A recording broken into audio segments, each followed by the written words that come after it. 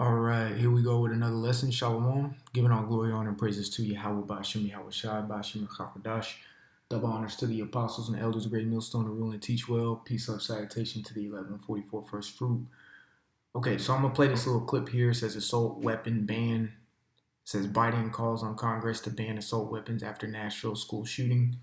So just recently, if you're not privy, I'm sure the prophets are privy to what happened up there in Nashville, Tennessee.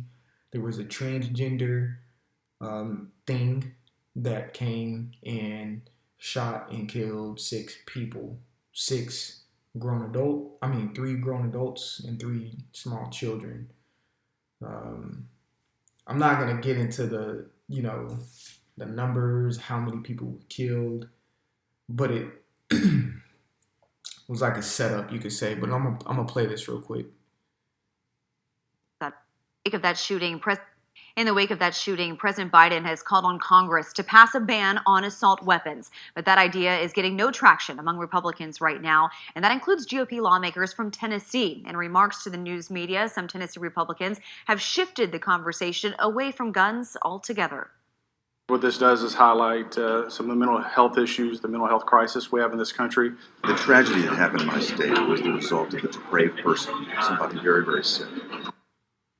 Across the aisle, Democrats Ed Markey and Alyssa Slotkin have introduced a modest bill that would fund research into the causes of gun violence. And we know we have a generous community here, and when you see these images coming out of Nashville, you're probably wondering, what can I do to help? We have a list of ways you can help right now on our website, WSA9.com. Well, that's pretty much the point of that. But pretty much what's been happening is Biden has been trying to push gun laws, banning assault rifles. I know up there in like Seattle, Oregon area, pretty much a lot of places, a lot of Democrat states, you could say, have been putting strict restrictions on guns to where if you have an assault rifle, you can't have a magazine that's more than 10 rounds in it. Pretty much making the point of having an assault rifle useless. What's the point of having a 10-round magazine in an assault rifle? I'm not supporting this, or I'm not supporting or not supporting. If you see what I'm saying, I don't really give a shit what happens. They can keep the guns or they can take away I don't really care, because at the end of the day, America's gonna fail regardless. But what we're seeing right now is, they're trying to de-arm the people. And another thing we've been seeing lately, which I may do in a separate video, is the de-dollarization, you can say. So with that being said, the money is gonna tank. So let me just go ahead and get a precept real quick so I can not be jabbering on so long. Get James 5, just a quick precept. It says, James 5:1, go to now, you rich men, weep and howl, for your misery shall come upon you. One of the miseries is their money being tainted. All right, it says your riches are corrupted and your garments are moth-eaten. Your gold and silver is cankered. All right, so let's get that word cankered real quick. Strong's G 2728. Katiao.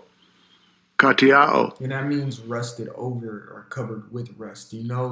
When rust hits a metal, it's like a cancer for the metal that's almost irreversible, and it devalues that precious metal or whatnot. And that's what's happening with the money in America. Like I said, I'll do a separate lesson on that, show you what Russia and China's doing. But once the money fails, people are going to rise up against America, which that second Ezra 15 and 16 happening. There should be sedition among men. They shouldn't regard their kings or princes, meaning the governors, the mayors, and senates, and the government in general. They're not going to give a whoop about. It's going to be all anarchy among the streets. And one of the main uses that's going to be used in that anarchy are guns. Okay, so they're trying to de-arm the population. And really what it is Esau's just taking his blessing back that he received in Genesis, the 27th chapter, around like verse 37, 38, which I'm just going to read it real quick.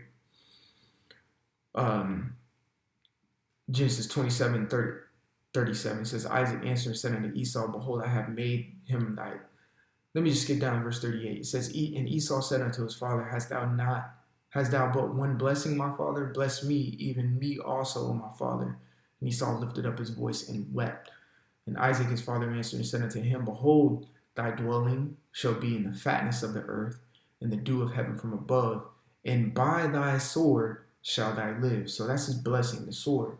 So you got Americans using his sword, and he's de-arming the population. So when the dollar in the economy does collapse, meaning you can't get food, you can't go places, you can't travel, you can't do the simple necessities around the house, people are going to riot, and there's going to be a tumult using certain weapons, and they're trying to de-arm the population by taking their blessing back and really showing them how the blessing is used. All right, because no one can show the blessing of the sword used like the Edomites. So that's what's going on right now. And then at the end of the day, I've been doing lessons on Revelation, the 6th chapter, and this applies to what's going on with these gun restrictions and these gun laws in America. Revelation 6:4 says, and there went out, and there's a certain point in here which I'm going to get, says, and there went out another horse that was red, and power was given to him that sat thereon. So that's how you know that horse that is red is speaking about his particular people, which is the Edomites. Because it says him that sat thereon to take peace from the earth. And how do you take peace from the earth? Violence. And that's what it's going to say. And it says, and that they should kill one another. And here's the point. And there was given unto him a great sword. It wasn't given unto the Israelites, the Ishmaelites, the Moabites, the Ammonites, even though they do use it, but they can't use it like an Edomite can. And I know for sure Esau's like, what the hell y'all using my shit for? That's my blessing, and I'm going to show you how to use it. So I'm going to de-arm the population. So I'm the only one using the blessings, and rightfully he should. And that's exactly what's going to happen. The gun laws are going to come to pass. They're going to de-arm the population or heavily restrict. Almost like they're going to sanction, America is going to sanction the Americans. All right. When it comes to this gun control stuff, the Bill of Rights and stuff, the Constitution, is going to be null and void in the point. The right to bear arms. You kidding me? That's why when we watch this video, it says the Republicans have pretty much, you could say, shunned away the idea of gun control because the Republicans are the ones that are the conservatives. The Democrats are the ones who are the liberals. That the Democrats are the one pushing the LGBT community, or pushing the gun control, or doing away with the Constitution and trying to do away with the people's constitutional rights. That's what we're seeing right now, and it's gonna happen. All right, it's going to happen. People are gonna riot. People are gonna revolt, and that's supposed to happen because that's what prophecy says. So we're gonna see strict gun control. But there's certain states like Georgia, Texas, I think Florida, some other states, there is no restriction on guns. You don't even have to get a background check to get a gun in some places. Well, yeah, you do. Everywhere you do. But like just here in Georgia, you are no longer required to get a license to carry anymore. You see what I'm saying? So it's just, that's why they call it states. It's the status of what each, you can really say province, because that also is too scriptural. You can say the province. This is Esther chapter 1 and 3 says, in the 3rd year of his reign, he made a feast unto all his princes and servants, the power of Persia and Media, and the noble princes of the provinces being before him. So verse 1, this is speaking about Ahasuerus. So Esther 1:1 says, now it came to pass in the days of Ahasuerus, this is Ahasuerus, which reigned from India even unto Ethiopia, over 127 provinces, so 127 provinces. So America's comprised of 50 provinces, and each are in their own status. That's why they call them a state. Okay? So each state has their own status, and the status of Georgia is different from the status of Washington, and the status of Oregon, and the status of California. All right, every one of the states, it's not really a United States because they're all different. If they're all united, they would be under one law and everybody would be conducting in the same manner, but they're not. That's why there's going to be another civil war. So in different states, there's different statuses and different statuses of gun control laws and gun control leniency as well. But I can see all of this happening to where the entire population is going to be de-armed, but it's going to start a tumult, civil war. Who knows?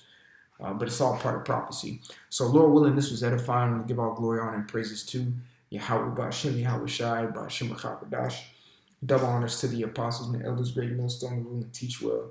Peace, love, salutation to the elect, 144 first fruit. Brother Kashkwan, until the next time, shalom. And like always, repent, for Yahweh Shai is coming back sooner than what me and you believed. Shalom.